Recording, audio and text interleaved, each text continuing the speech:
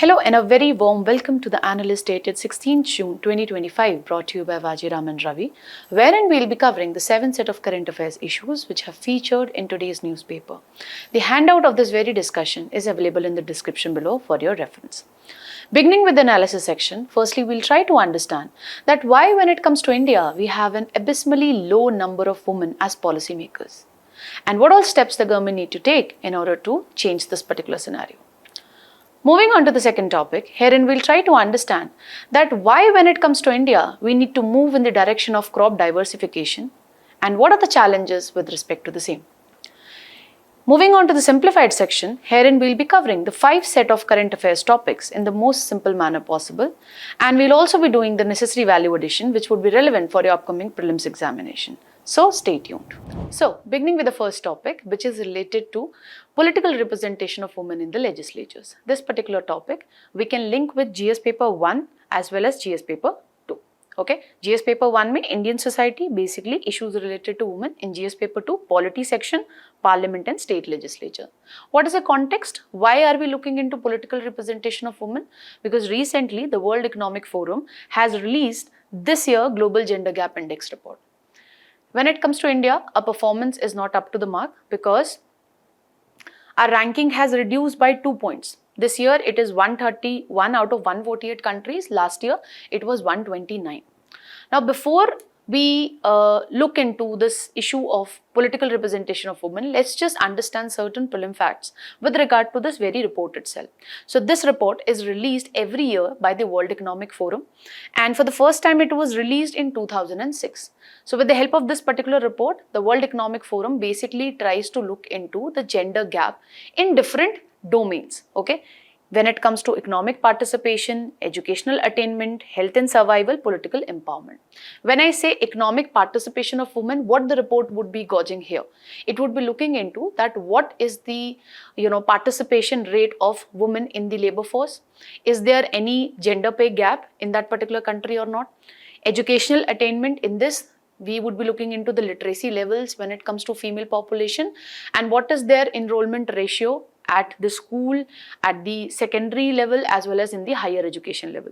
Health and survival, in this particular domain, the report would be gauging that how far the health services are accessible for the women and are they able to realize their reproductive rights or not.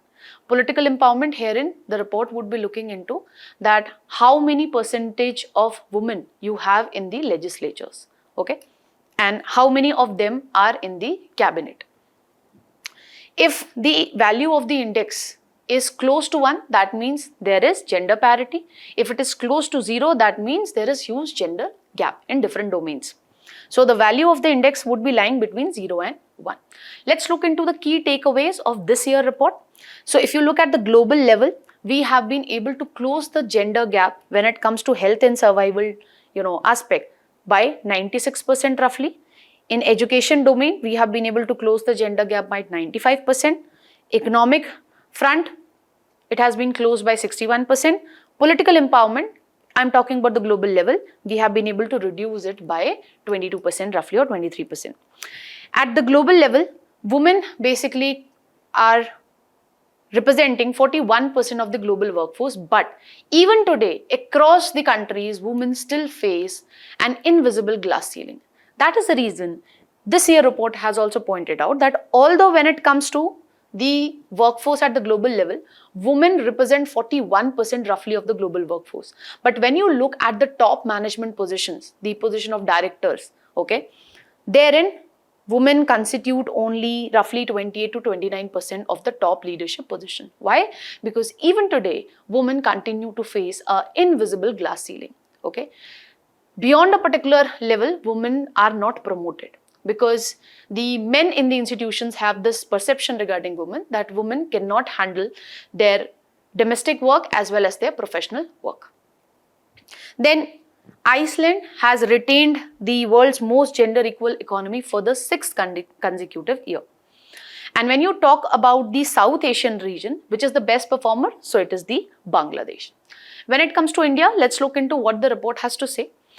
So when you look at India's performance in this year Global Gender Gap Index, we have improved when it comes to economic front, when it comes to educational attainment, when it comes to health and survival. Where we have lacked, it is the political empowerment.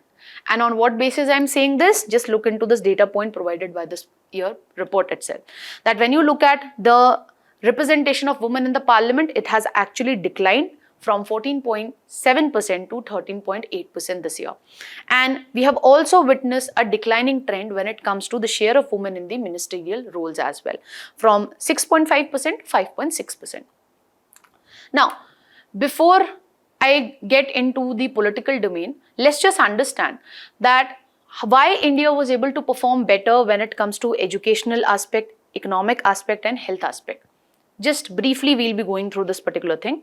When it comes to education aspect, the government has been coming up with various schemes and scholarship programs to basically promote the female students to opt for STEM fields: science, technology, engineering and mathematics. So we have Pragati scholarship scheme for the meritorious school, female students, and we have Tech Saksham program, wherein the All India Council for Technical Education would be providing experiential learning and would be enhancing the employability skill set of the female students.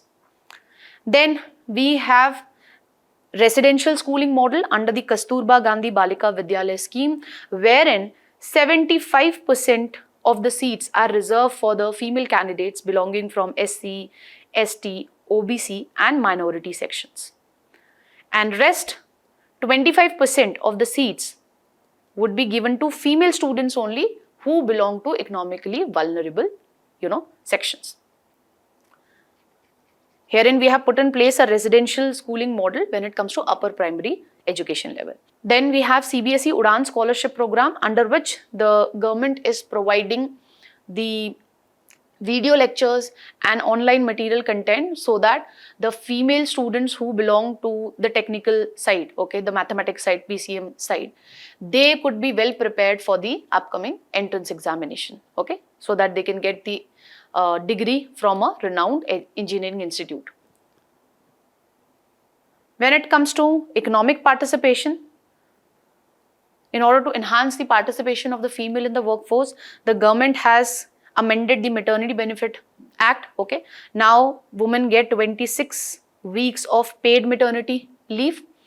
Then the central government has issued the advisory to the state governments under the Factories Act 1948 that let's allow the women to work during the night shift as well, provide adequate security, to them as well.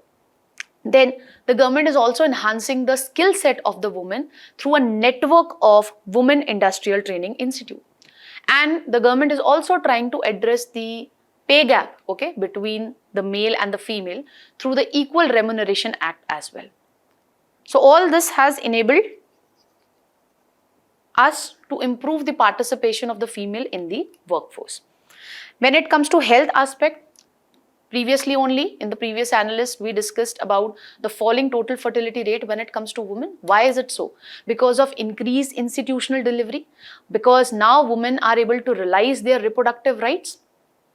And because of this, we are witnessing a reduction when it comes to maternal mortality ratio as well. And in order to address the declining sex ratio at birth, the government came up with the Beti Bachao Beti Padhao scheme, wherein the government is basically trying to change the perception of the society with respect to female child. Because when it comes to Indian society, we have meta-son preference, and the Indian society basically consider a female child as a liability. So under the scheme, the government is trying to enhance the female child access to education and health, and through various awareness generation campaigns, the government is trying to change the behavior of the Indian society with respect to the female child. This has enabled us to perform very well when it comes to these three dimensions. Now let's look into the fourth dimension, that is political representation of women. We would first be looking into some statistics, vital statistics, which I have taken from the PRS website. So if you look at the percentage of women MPs in Lok Sabha, it has increased, but it is increasing at a very slower pace. In the first Lok Sabha, we have 5% women MPs, In the 17th Lok Sabha, we have only 15% women MPs. So there is an increase, but this increase it has a very slower pace. Whereas if you look at the other, national legislature, Sweden, Norway, they have more than 40% as women representatives. When it comes to India, merely 15% of the MPs are women.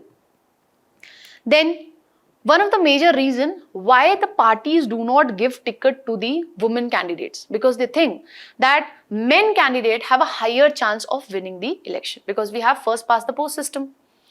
But the PRS website, the stats itself, demystify this particular myth. This is the result of 2019 general election, and we can very well see that there is hardly any difference when it comes to the winning chances of a man or a female candidate. This data is with respect to different parties. Okay, how many female candidates they have given ticket to. When it comes to the state legislatures also, we have the highest women representation in the state of Chhattisgarh, and none of the state is having more than 20% MLAs as women. In Himachal, we have only one MLA, and in Mizoram, we have no woman MLA. So this is the state of affair when it comes to states. Now, one perception which the voters have in case of Indian society is, if we represent a male as our, elected representative, the male candidate would be addressing our concerns in an effective manner as compared to a female candidate. But again, this has been demystified by this particular statistics, which I have taken from PRS website.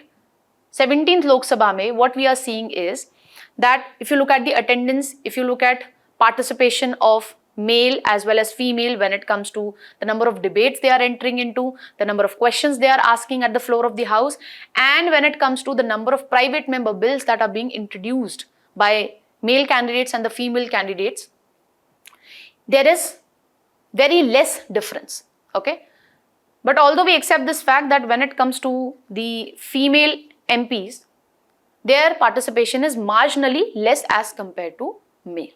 Okay, so we need to address the perception of voters also that a female MP cannot effectively, address the concerns of that particular constituency. Now let's just understand that why do we need to increase the participation of women in the legislatures? First and foremost, it would enable us to meet the Sustainable Development Goal number 5, promoting gender equity and providing equal opportunities, leadership positions to women. Then when we have a female candidate, okay, when we have a woman elected representative can effectively, bring out women related issues at the floor of the house. They can champion the issues like issues related to maternal health, reproductive rights, access to education, rights when it comes to equal rights, when it comes to marriage, inheritance, etc. And that is what we witness whenever we have a female elected representative.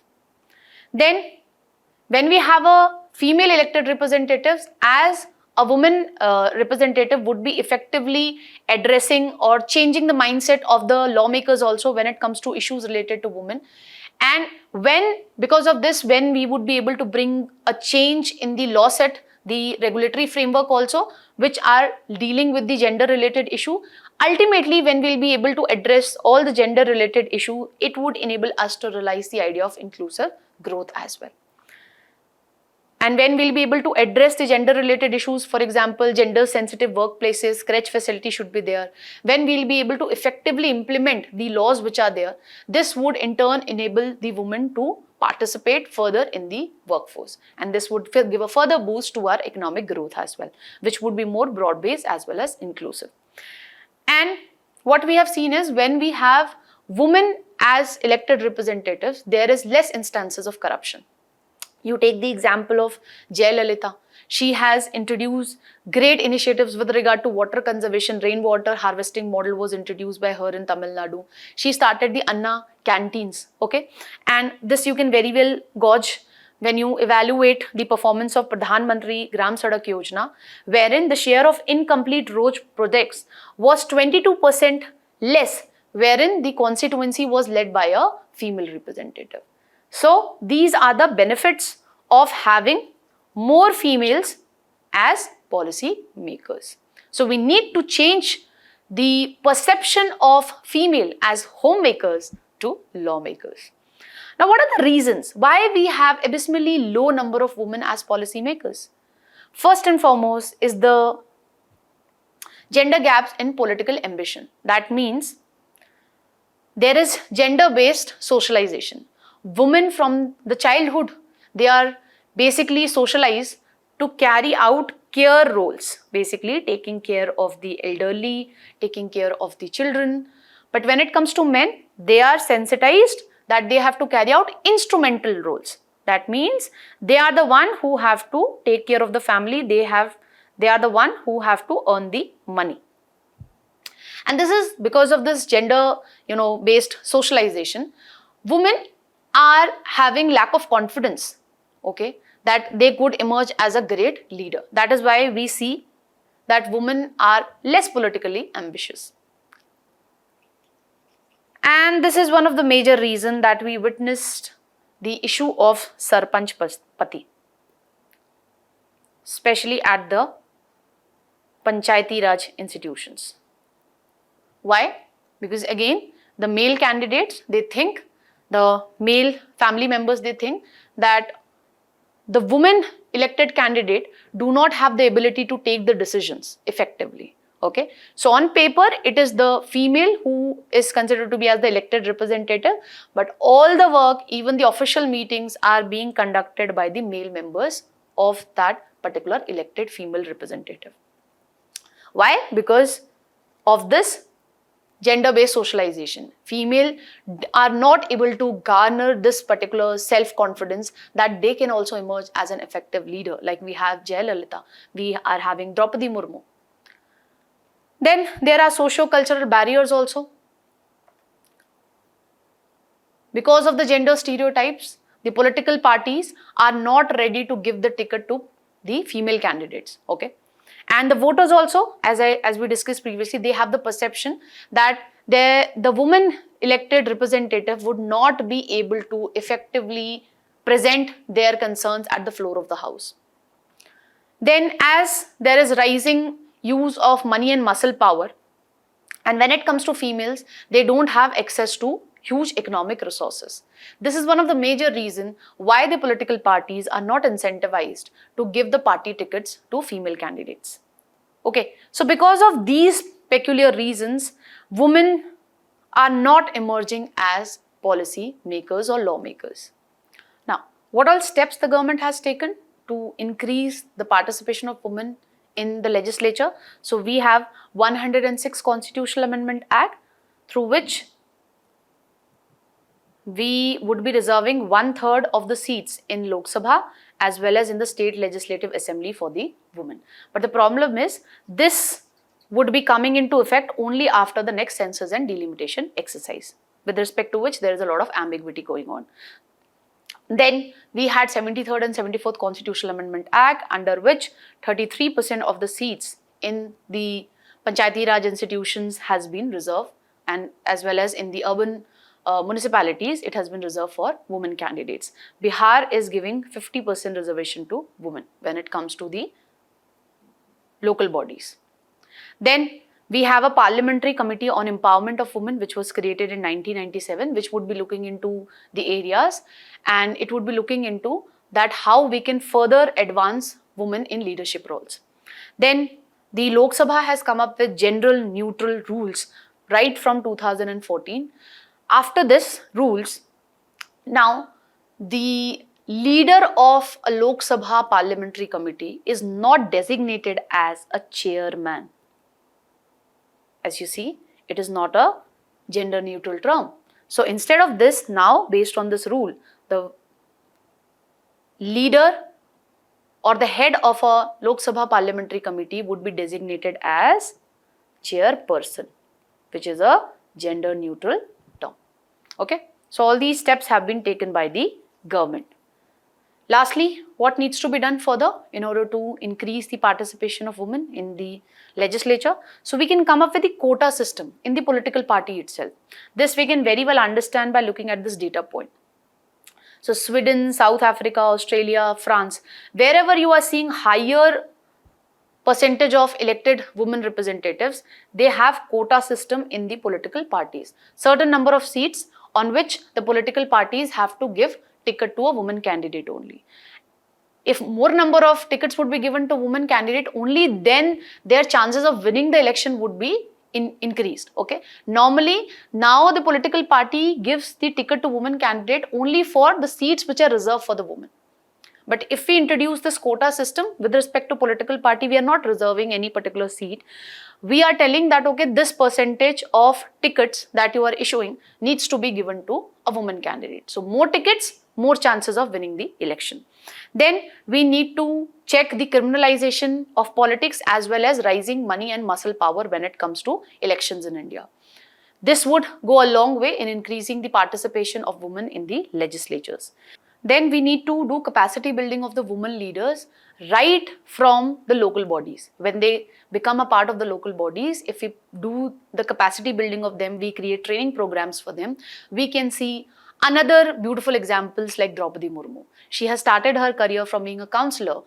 Then she got elected as a MLA in Odisha State Legislative Assembly.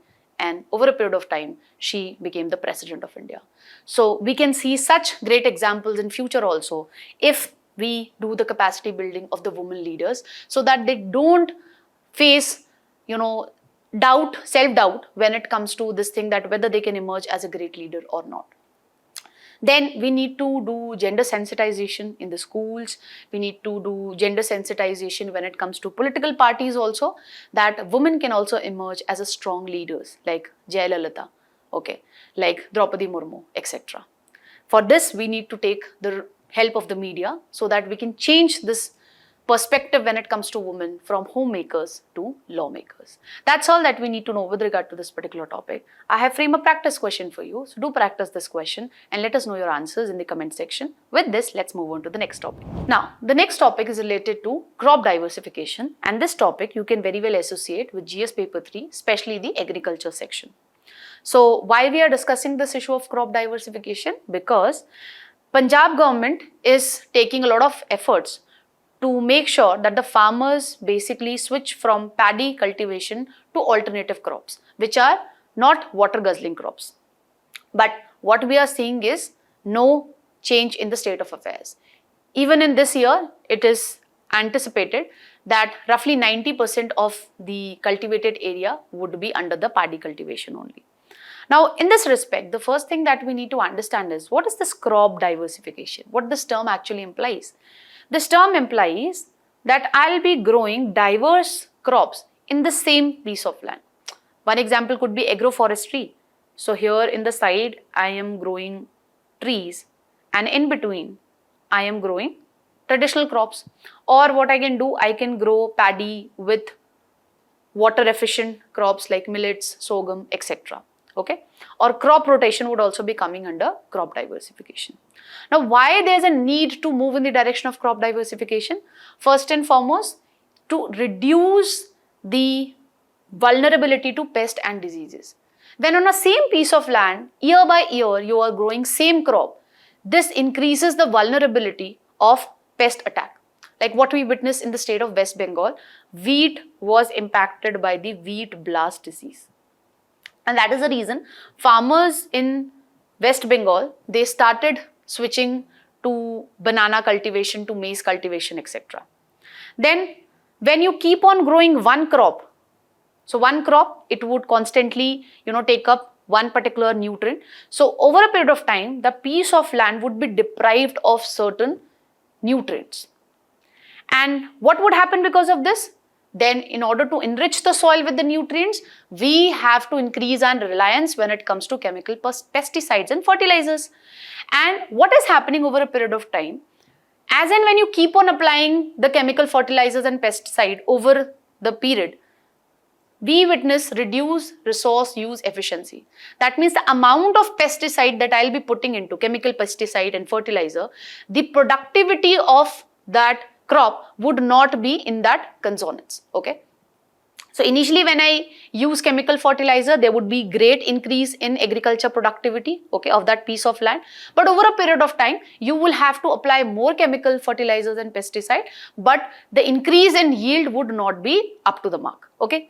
So that is what is a problem that we are witnessing right now because of the monoculture cropping pattern.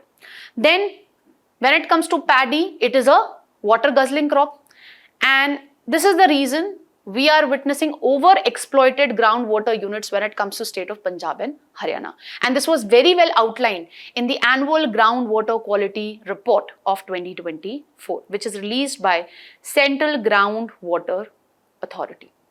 And due to this, what is happening? The groundwater is getting depleted. Then, because of monoculture practice, because of this green revolution which has given a boost to production of wheat and rice, we have lost traditional variety seeds. Okay. Then, what are the benefits of crop diversification?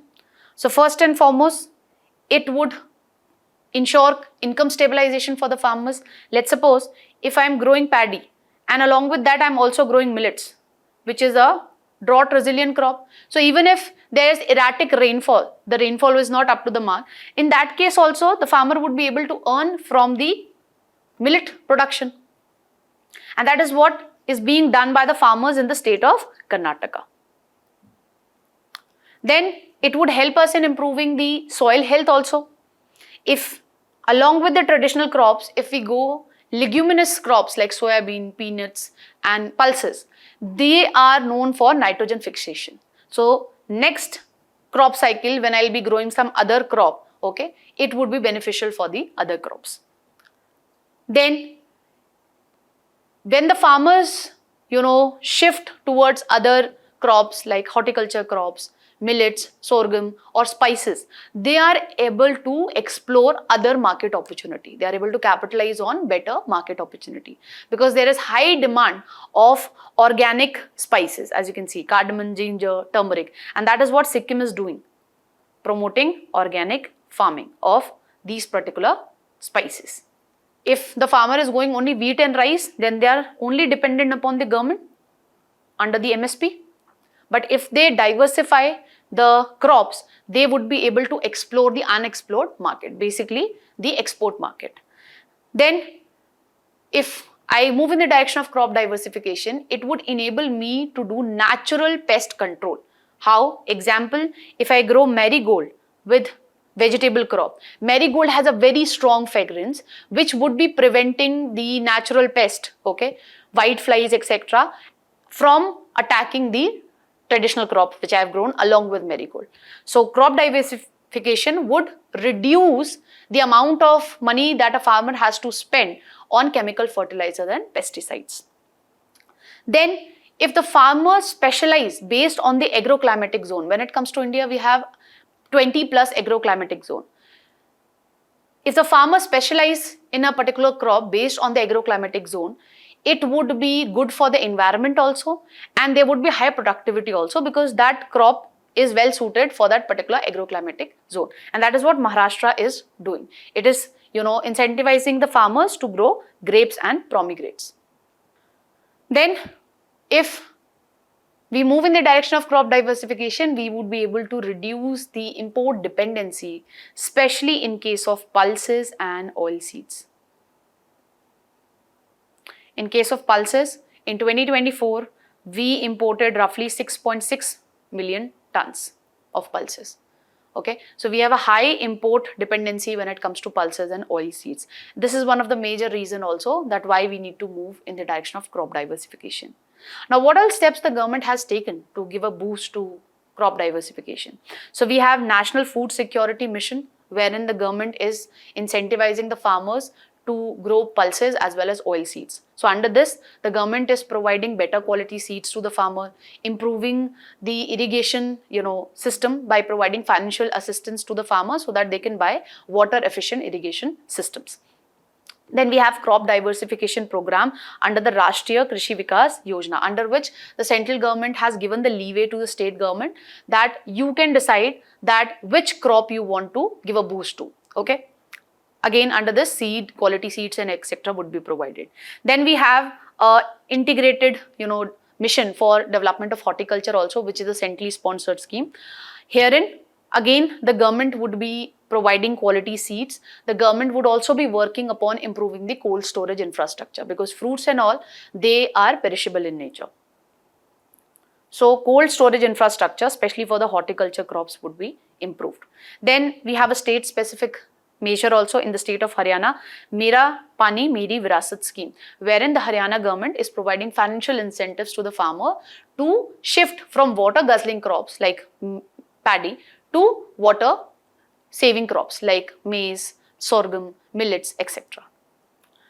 Now, what are the challenges that we are witnessing? Although we have taken a lot of steps, but then also farmers are continuously growing more paddy and wheat. Why is it so? First and foremost reason is limited market opportunities. When it comes to rice and wheat, you need to understand the psychology of a farmer. Why they are incentivized to grow wheat and rice? Because they know that there is an assured market because of the MSP. And when it comes to wheat and rice, they are not that much perishable, what we witness in case of fruit and vegetables. So if they are not able to get assured market within a short span of time, why would they be incentivized to produce the horticulture products? So this is one of the major issue, that why the farmers are not incentivized to move in the direction of crop diversification. Another reason which is linked to this market opportunity is issues in the food processing industries. Because the farmers would be incentivized to grow horticulture products, vegetables, floriculture, etc. if our food processing industry performs well. Because food processing industry, by doing the value addition, it would be able to extend the shelf life. And when the food processing industry would perform well, the farmers would be incentivized to diversify the cropping pattern, because they know that there is an assured market, that is food processing industries. But we are facing issues with the food processing industries also. We have high logistic cost. Majority of the sector, 40% of the sector is unorganized sector. Then there are quality issues also. Whatever products, ready to eat products that we are creating, that is not able to meet the sanitary and phytosanitary standards. Then this is also on account of the flawed policies. The Punjab government, take for instance, it has been providing subsidy for fertilizers, chemical fertilizers. It has been providing electricity at a subsidized rate for 8 hours. So it is because of this freebie culture also, the farmers are not incentivized to shift to other alternative crops, because they are getting constant policy support for growing wheat and paddy. Then there is lack of cold storage infrastructure. As I told you, farmers would be incentivized to grow horticulture crops, fruits and vegetables only when they know that there is an effective cold storage infrastructure in place. And when there is lack of cold storage infrastructure, what we witness, as has been stated by Niti Aayog, that because of ineffective agri-logistic, lack of cold storage infrastructure, on an annual basis, India is losing agriculture produce worth 90,000 crore. Now you tell me, if this is the level of food wastage, why a farmer would be incentivized to diversify the cropping pattern? Okay, because when it comes to fruits and vegetables, they are highly perishable in nature. You cannot maintain them if you don't have a adequate cold storage infrastructure. Then, because of the financial constraint also, in order to adopt a different crop, you need to give farmers the training, okay, how they can, do the cropping with respect to other crops like pulses, like oil seeds, like horticulture. And in order to diversify the cropping pattern, the farmers need higher investment, especially when it comes to horticulture. You need better quality seeds, you need larger piece of land, and that is not possible because we have land fragmentation in case of India. 86% of our farmers are still small and marginal farmers. They have piece of land which is less than 2 hectares. And in order to carry out agri-forestry, in order to carry out horticulture, you need large pieces of land. Only then mechanization and all could be done. So because of this land fragmentation issue also, we are not able to effectively move in the direction of crop diversification in India. Now, what needs to be done in order to incentivize the farmers to shift the cropping pattern? So we can go with the idea of agri-tourism, wherein the tourists would directly be picking up the fruits and vegetable directly from the farm. So it would be increasing the farmers' income also, and it would give a boost to rural tourism also. Then we need to give an assured markets to the farmers. For example, with respect to pulses, what the government is doing under the PM Asha scheme. In PM Asha scheme, we have price support scheme, okay, under which the central nodal agencies would be procuring the pulses production from pre-registered farmers, provided they meet a quality level. So we can use MSP and other schemes to basically incentivize the farmers to move in the direction of crop diversification. Then we need to improve the cold storage infrastructure if we want the farmers to move in the direction of horticulture crops, like what the Netherlands has done. Then we need to address the challenges that we are witnessing with regard to food processing industry. Basically, we need to work upon the quality standards. Okay, strict quality controls needs to be introduced when it comes to food processing industries, and higher value addition as well as R&D needs to be done. That how we can make better ready to eat products, okay, from the agriculture, diverse agriculture products. And lastly, the government needs to invest in research and development. Why? To come up with high yielding climate resilient seeds, okay, like what we are doing under the mission on Atmanirbharta when it comes to pulses, which has been introduced in this year budget, wherein the government would be focusing upon tur, urad and masoor. Government would be coming up with better seeds quality, okay. So like this, the government need to also come up with quality seeds with respect to pulses, oil seeds, horticulture crops. Only then the farmers would be incentivized to move in the direction of crop diversification. All this would enable us to meet certain SDGs. SDG 1, zero poverty, because when the farmers would be diversifying the cropping pattern, they would be able to realize better incomes. SDG 2, zero hunger, because you will be able to get a balanced diet, okay. More diversified agriculture products would be there, food inflation would be in check, okay. This is one of the reason we have less production of horticulture crops, less production of pulses. That is the reason there is high food inflation when it comes to these particular crops. So when the farmers would be moving in the direction of crop diversification, there would be increased supply, and this would help to keep the food inflation in check, and ultimately it would make the food affordable for the economically vulnerable section as well. And lastly, sustainable development goal number 12, that talks about responsible production and responsible consumption, okay. Because of this crop diversification, we would be able to move from water guzzling crops to water saving crops like millet, sorghum, etc. That's all that we need to know with regard to this particular topic. I have framed a practice question for you. So do practice this question and let us know your answers in the comment section. With this, let's move on to the next topic. So beginning with the simplified section, the first article talks about the Honorable Prime Minister reaching Cyprus. This particular topic is relevant from prelims perspective, especially places in news. So Honorable Prime Minister Narendra Modi would become the first Indian Prime Minister to visit Cyprus in 23 years. Previously, it was visited by Atal Bihari Vajpayee way back in 2002. So currently, the Honorable Prime Minister is on a 3-nation tour. First stoppage is Cyprus, then he'll be going to Canada to attend the G7 meeting, and later on he would be visiting Croatia. Now we need to understand that why Cyprus matter to India. So in the recent hostility which India and Pakistan were having, Turkey was the one which supported Pakistan. And now the Cyprus have a territorial dispute with Turkey, because Turkey in 1974 had occupied its northern region, this is the shaded region, and this dividing line is referred to be as the green line, okay. Then this country basically supports India's stance when it comes to Kashmir issue, or when it comes to the recent cross-border, tensions that were there, and the India stance with regard to cross-border terrorism. And it is also important for us. Why? Because Cyprus is going to hold the presidency of European Union Council in 2026. And that is the reason this island country becomes important, because right now, India is planning to deepen its ties with European Union nations. So this is the reason why Cyprus matter to India. There are other reasons. From the point of view of energy security also, this region is important. Why?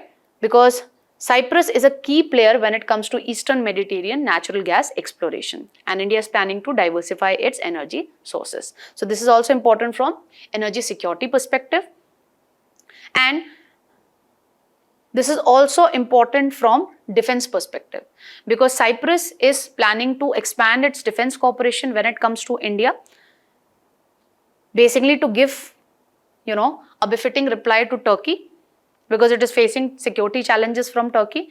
And Delhi government is basically strengthening its relation with Cyprus. Why? Because the Indian government is garnering international support after the Operation Sindoor. Okay, with respect to Operation Sindoor, we are garnering international support for Operation Sindoor. So these are the major reasons why Cyprus matter when it comes to India, and why when it comes to the three-nation tour, the first stoppage was Cyprus. Let us note some prelim pointers with regard to this particular island country. So it is a country which lies in Eastern Mediterranean Sea. The capital is Nicosia. Okay, as you can see here, the capital is Nicosia, and it is a member of European Union since 2004. And this year it is going to get the presidency of European Union Council, and that is the reason this island country is very crucial for India in order to deepen its ties with European Union nations. Then if you talk about the climate, it witnessed the Mediterranean climate, wherein this particular region witnessed hot summers and mild winters. As you can see in this particular picture, this island country is divided into southern part, which is controlled by internationally recognized Cyprus government, and the northern part, which is controlled by the Turkey. Okay, we discussed that Cyprus has a territorial dispute with Turkey, and this is the green line, which represents the demilitarized buffer zone between the northern part and the southern part. And this is controlled by the United Nations Peacekeeping Force. Okay, this green line is controlled by the United Nations Peacekeeping Force. That's all that we need to know with regard to this particular topic. Let's move on to the next one. Now, recently the Finance Minister has introduced expenditure limit when it comes to MGNREGA program. This particular topic is relevant from a GS paper 2 perspective. So before we understand the news, let's just understand certain facts with regard to this particular program. So it has been given effect to through a statutory act in 2005. And it provides or guarantees right to work to rural citizen of India. So what is the objective of the act? To provide at least 100 days of guaranteed wage employment in a financial year to every rural household whose adult member who is greater than 18 years of age is ready to do unskilled manual work. This program is being administered by Ministry of Rural Development, and it is a centrally sponsored scheme. So financial obligations are shared between the center and the state. It is a demand-driven scheme. So if I demand unskilled work, then the authorities needs to provide me work within 15 days of demanding it. This is mentioned under section 3 of the act. And if the authorities fail to provide me work, then I'll be getting unemployment allowances. Additional 50 days of unskilled wage employment in a financial year could also be created, provided a region is affected by drought or other natural calamities as well. And 1/3 of the beneficiaries should be women. And under this program, it is legally mandated that the Gram Sabha needs to carry out the social audit under section 17 of the very act with respect to the assets that has been created under this particular program. Now let's come back to the news. So recently the Finance Minister has put a cap on the expenditure when it comes to the MGNREGA program. So in financial year 26, 86,000 crore was allocated. So recently the Finance Minister has stated that 60% of this very amount that has been allocated to this particular program could be used in the first half of this particular financial year. Rest amount could be used in the second half. Now, what is the rationale given by the government? That when it comes to this particular program, we are facing a lot of financial troubles. Okay, majority of the money that is allocated to this particular program is getting, spent. Okay, 70% is frequently exhausted by September only. Then supplementary grants have been asked. Okay, and the more money which is allocated again to this particular program also is spended by the end of January itself. So this program is facing a lot of financial troubles. That is the reason the government has put this expenditure cap.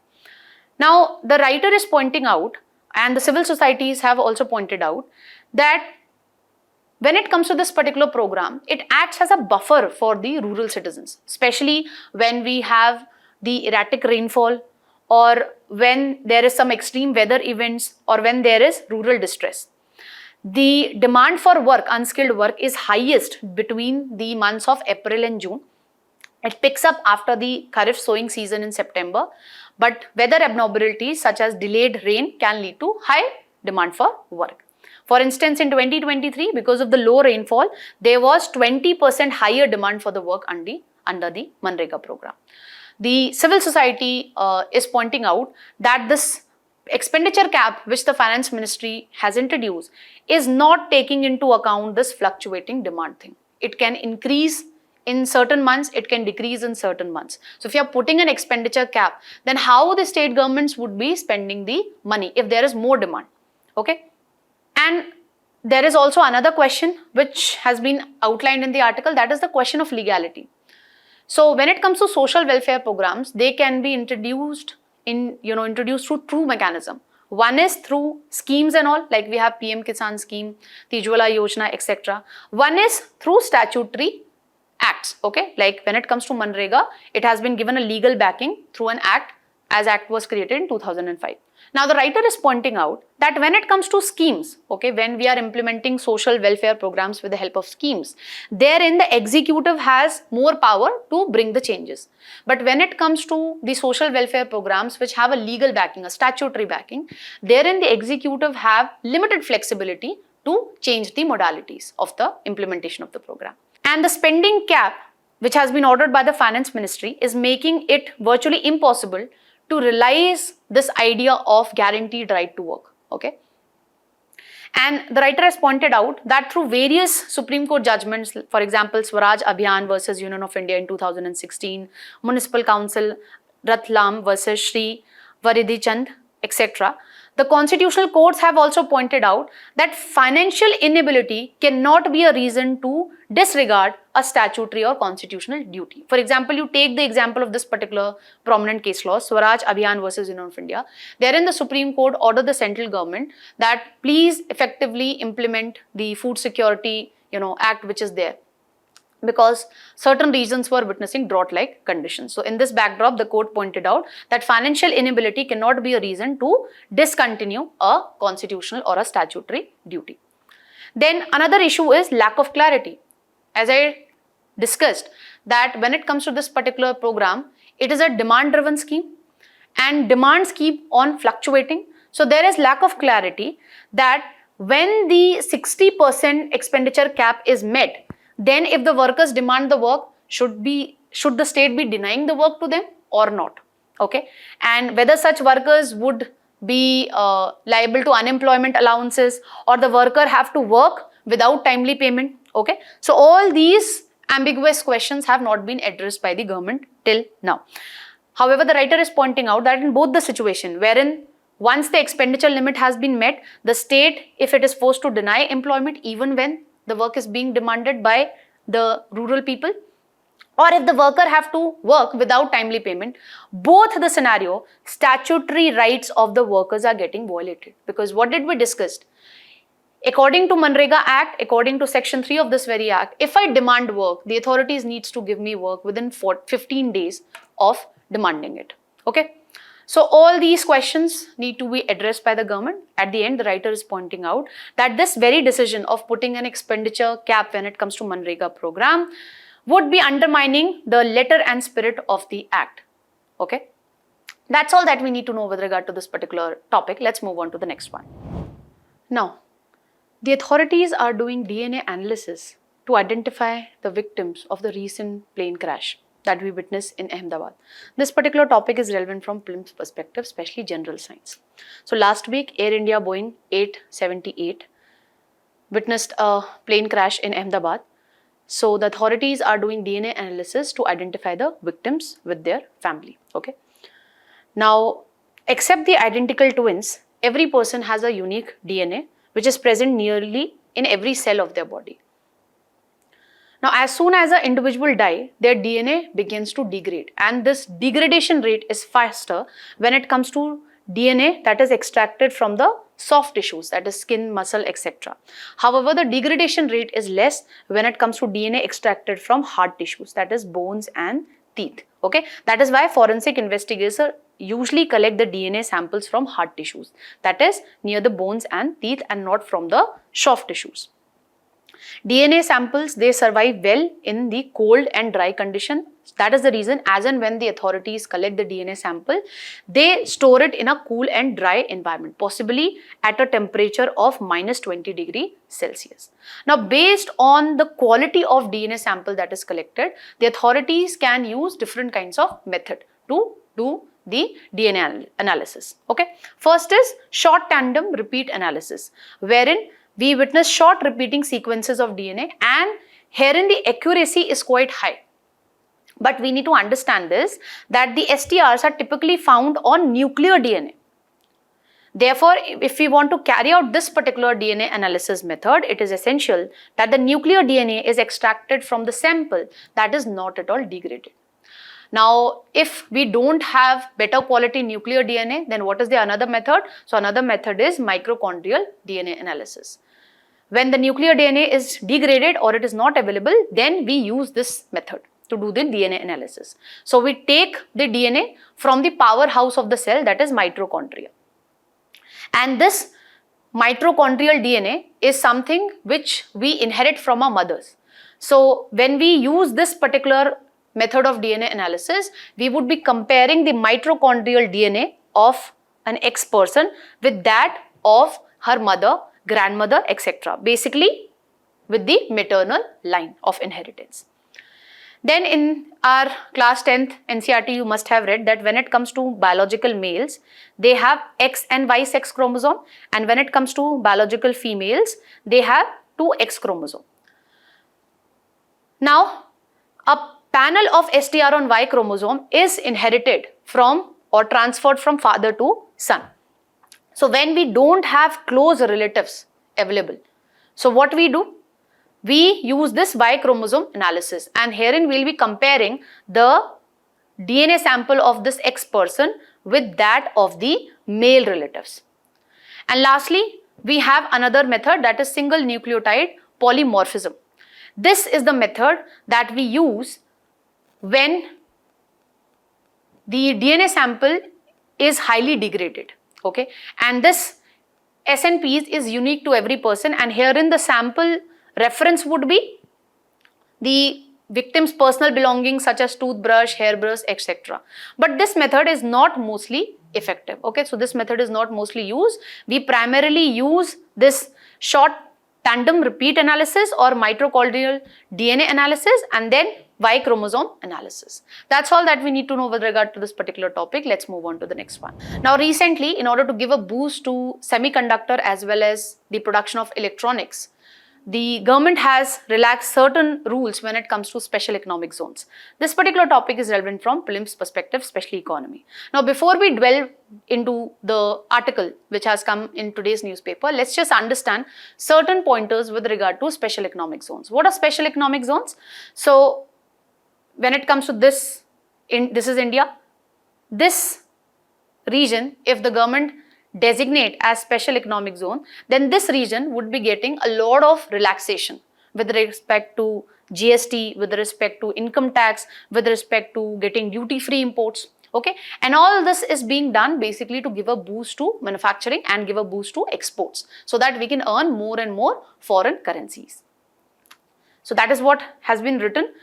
The special economic zone is basically area in a country that is subject to different economic regulation. Basically, a lot of concessions and exemptions have been given when it comes to the production being done in special economic zones. Asia's first export processing zone was established in Kandla in Gujarat in 1965. See, export processing zone are, similar on the lines of special economic zone, but special economic zones, you get higher concessions. Okay. So, when it comes to India, we passed the Special Economic Zone Act in 2005, and the rules came into force in 2006. Which is the approving authority? So, it is the Board of Approval which functions under Ministry of Commerce and Industry, and ultimately it is the central government which would be notifying an area as a special economic zone. What all incentives the manufacturing or the services, production units which are established under the special economic zone, they get? So they get duty-free imports, they get exemptions when it comes to income tax, 100% exemption in the first 5 years, 50% exemption in the next 5 years, like this. They also get exemptions from paying the GST, and they also get single window clearances when it comes to the proposals, okay, for setting up the production bases. Now, as I told you in the context only, that previously also the government has taken a lot of steps to boost the production of semiconductors and electronics in India. Previously, we had Semicon India program, which was launched in 2022, wherein the government is, trying to give a boost to semiconductor production and the display screens production. Right now, in order to give a boost to the production of semiconductors and electronic products, the government has relaxed certain rules when it comes to special economic zones. Why the government is focusing upon semiconductor? Because semiconductor is at the heart of the digital revolution that we are seeing today. Be it your mobile phones, laptops, tablets, etc. We have tiny chips which are made of semiconductors, which actually process a large amount of, data. And why the government is focusing? Because according to Semiconductor Industry Association, 35% of all the semiconductors is manufactured in China only. So now we know that China is, known for weaponizing the trade. That is the reason the Indian government is trying to give a boost to domestic production of semiconductors as well as electronics components in India. Okay, if we want to give a boost to the digital revolution that we are witnessing. Now let's just understand what all changes the government has introduced when it comes to special economic zone rules. First changes with respect to the rule number 5. Previously, in order to set up a production base when it comes to semiconductor and electronic components, the companies needed a minimum contiguous land area of 50 hectares. Now the land size has been reduced to 10 hectares. So what would be the benefit? Now the companies would be able to make smaller investment, but then also they would be able to enjoy the benefits, okay, that we discussed in the previous slides. That is duty-free imports, infrastructure support, etc. Some states are also providing land at a concessional rate. So all these incentives they would be getting with a smaller investment amount.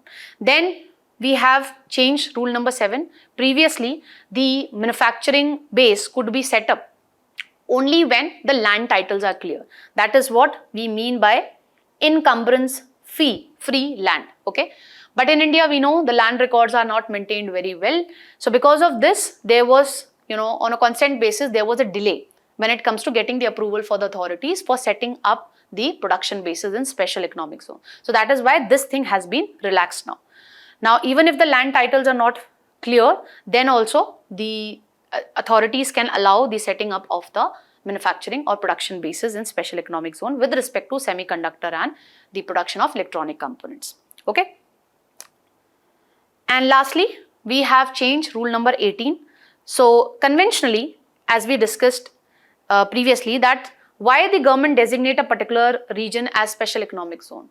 So that this company, whatever company setting up the production base in this particular region, get a lot of concessions, and whatever product we are producing, that should be for export purpose. But now we have relaxed rule number 18, and now the companies which are producing under this special economic zone, especially with regard to semiconductor and electronic components, they would be allowed to sell the components in the domestic market also after paying the applicable duties, maybe some GST related duties. Okay, this would ensure a steady supply to domestic market itself.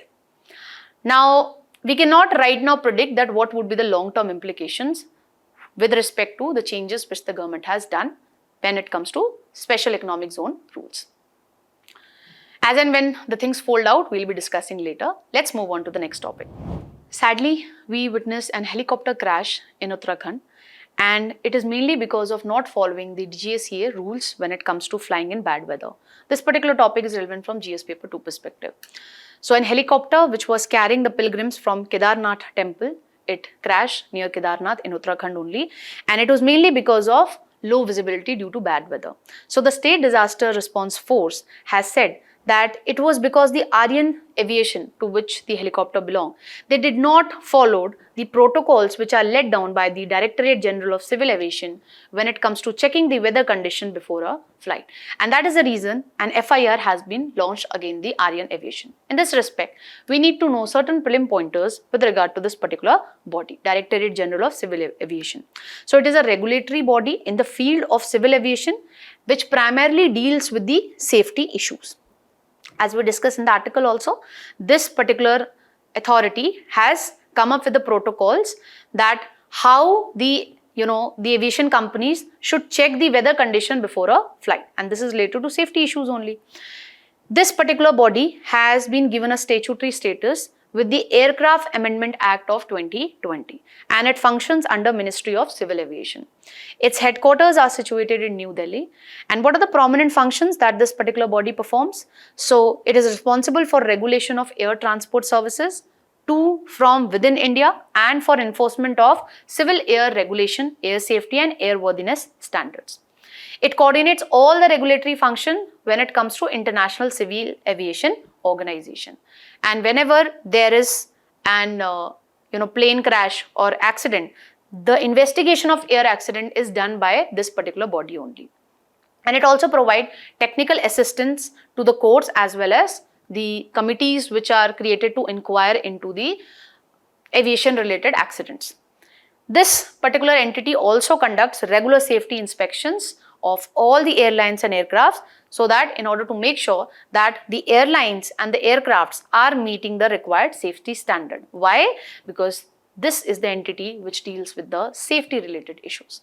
With this, we have come to end of today's Analyst. Quiz would be coming right up next, so don't forget to practice the quiz. Till then, keep smiling, keep learning. Have a very nice day, all of you.